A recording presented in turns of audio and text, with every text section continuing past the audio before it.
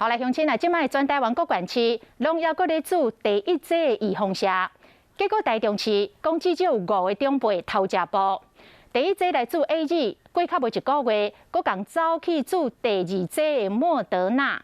其中一个70岁阿伯啊，做完第二剂莫德纳的隔天发烧，病院检查记录才来发现这个情形，甚至来传出讲，这个长辈之间搁会互相来传奶。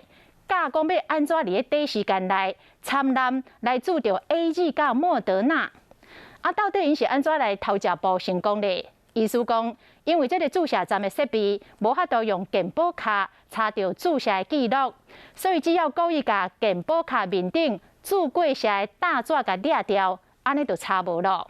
不过医生嘛来提醒，若是无按照着药厂规定的人工来注射，安尼两者抗体都会互相来抵消。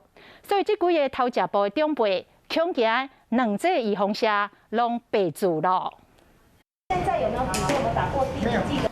民众到注射站，医生拢问讲敢有注过疫苗，并且检查健保卡敢有这个系统。不过就算是安尼，台中共款有人骗医师，伫注射站注2剂疫苗，而且佫是 AZ 加莫德纳。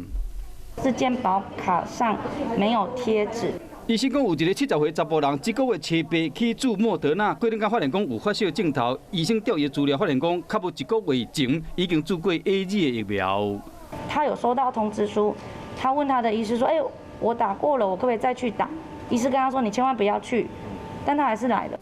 那这件呢，依照卫生局人员的统计，这款情形上少有5个人以上。是5个人，那这5个人里面呢，只有1个人出现微微的发烧，目前呢都没有不适的状况。医生讲，伫注射站的现场，无法度用健保卡调注射的记录，干那依照民众健保卡的大纸也是黄卡来做判断。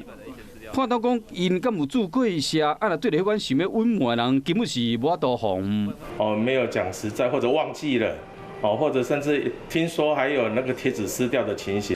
卫生局人员讲，为明仔载开始，会予所有注射站更新设备，现场医师插入健保卡，就会使去看到民众注射的记录，避免佫发生这款偷懒的情形。另外，医生嘛警告讲，头一剂甲第二剂，若是无依照药厂的建议，让相同时间去注射，那两剂抗体互相抵消。所以讲，若两剂偷懒的是大，等于是前后2剂拢是白做的。